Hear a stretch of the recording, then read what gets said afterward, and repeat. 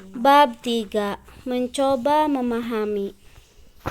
Abizar mendekat ke arah sang istri dan sang mama. "Alika, kenapa sayang? Apa dia buat masalah lagi?" "Tidak mas, dia hanya salah paham padaku. Padahal aku selalu menginginkan kebaikan untuknya," ucap Devina menjelaskan. Abizar geleng kepala sambil mengusap kasar wajah tampannya meskipun sudah tidak muda lagi. Ia sangat tahu bagaimana sifat sang istri yang sangat overprotektif pada sang putri. Sejujurnya dirinya juga merasa kasihan pada sang putri yang terkekang dan selalu mendapatkan peraturan baru dari sang istri. "Aku rasa kamu terlalu mengkhawatirkannya. Ayolah sayang, Alika sudah bukan anak kecil lagi. Dia butuh sedikit kebebasan. Kebebasan dalam artian tidak sebebas-bebasnya. Kita bisa mengawasinya dan selalu memberi pengertian padanya, tapi tidak dengan cara mengekangnya. Dia butuh teman, bahkan sahabat. Aku rasa Alika juga sudah bisa membedakan mana yang baik dan mana yang buruk. Tinggal kita saja sebagai orang tuanya tidak boleh berhenti memberi support dan pengertian padanya, mengarahkan pada hal-hal positif. Aku tidak mau Alika kehilangan masa remaja hanya karena keegoisan kita," ucap Abizar berusaha memberi pengertian sang istri. "Jadi papa mendukung Alika, memberinya kebebasan, terus salah pergaulan, apa begitu maksud papa?" "Aku nggak mau dan nggak akan pernah setuju. Lagian papa selalu memanjakan, melihat Alika menangis sudah luluh. Justru usia yang semakin bertambah kita harus lebih mengawasi supaya tidak salah jalan. Pokoknya mama tidak mengizinkan dia berteman dengan orang yang salah," kekehnya. Devina sudah bersungut kesal pada sang suami. Abizar hanya geleng kepala. Sang istri memang keras kepala dan suka memaksakan kehendak. Alika sebenarnya adalah gadis yang ceria, manja, dan aktif. Ia adalah tipe yang mudah bergaul dan mudah beradaptasi, tapi karena sering dikekang ia menjadi gadis yang semakin manja, ceroboh, mudah tersinggung, dan introvert. Devina yang selalu membatasi pergerakan sang putri menjadikan Alika bagai terkurung di sangkar emas. Alika hanya boleh keluar bersamanya, mengunjungi rumah Amira dan bermain bersama Renata. Itu pun kalau Renata berada di rumah. Putri kedua Amirah itu sering bepergian untuk bakti sosial ke pelosok penjuru Indonesia, berpetualang ke gunung dan misi kemanusiaan bersama Arka. Apalagi Renata adalah calon dokter. Dengan keahliannya ia bisa memberikan pertolongan pada orang yang membutuhkan di pelosok negeri ini. Alika sangat ingin seperti Renata, tapi Devina tidak pernah mengizinkan.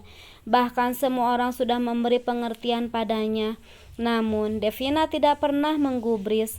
"Keputusanku tidak boleh diganggu gugat. Alika besok sudah masuk kuliah, dan aku sudah menugaskan Aiman untuk menjadi sopir pribadi sekaligus penjaga dan pengawas untuknya. Di mana ada Alika, di sana harus ada Aiman," ucap Devina penuh penekanan. Setelah mengucapkan itu, ia bangkit dari duduknya menuju kamar untuk membersihkan diri. Ambar, Abizar, dan Aiman yang masih duduk di sofa ruang keluargaku itu hanya bisa terdiam dan saling pandang. Abizar terlihat frustasi melihat sikap overprotektif sang istri. Namun ia bisa berbuat apa? Devina hanya butuh merilekskan diri. Sudah berbagai pengobatan dan terapi Devina jalani untuk menghilangkan trauma takut kehilangan Alika. Namun semuanya gagal. Alika kecil pernah hampir meninggal karena kejang. Sejak kejadian itu Devina trauma. Ia berusaha keras untuk menjaga sang putri. Ia tidak mau kehilangan sang putri. Setelah sholat subuh, Alika bersiap untuk olahraga pagi di sekitar kompleks perumahan bersama sang papa. Sejak kemarin, Alika diam saja, tidak banyak bicara. Ia masih kesal kepada sang mama. Namun, Devina sama sekali tidak menghiraukan. Keputusannya tidak boleh diganggu-gugat. Meskipun Alika marah padanya, ia sama sekali tidak peduli. Alika yang sangat mengerti sifat sang mama pun lebih memilih diam dan terpaksa menuruti kemauan sang mama.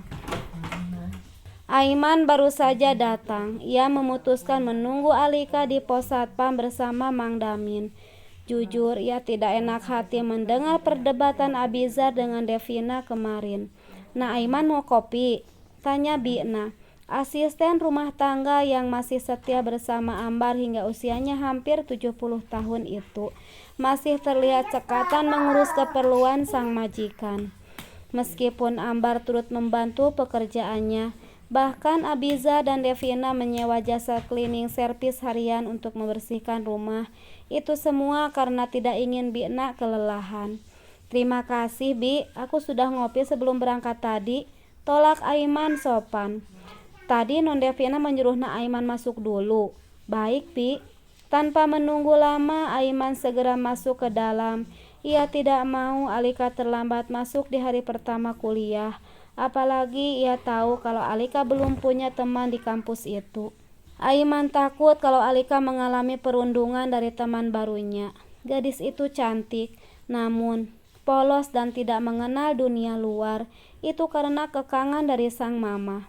"Duduk dulu, Nak. Apa Nak Aiman sudah sarapan?" tanya Ambar. "Ikut sarapan dulu, Nak," ajak Abizar. "Terima kasih, Oma, Ayah. Aku sudah sarapan tadi," tolaknya.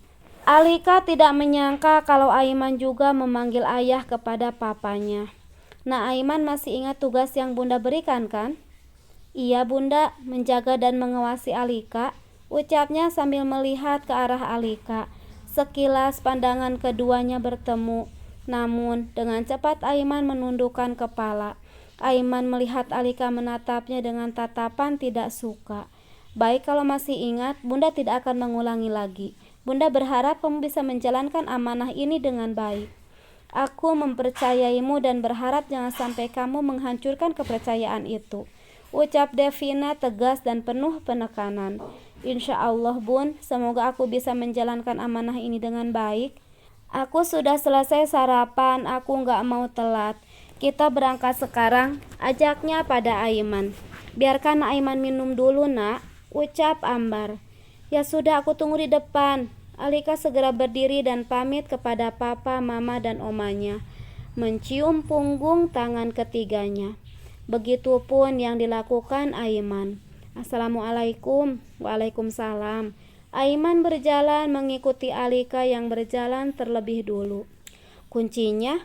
ucapnya sambil memberikan kunci mobil pada Aiman. Berbanding terbalik dengan sikapnya kemarin pada Aiman yang lembut, sekarang gadis itu terlihat jutek padanya.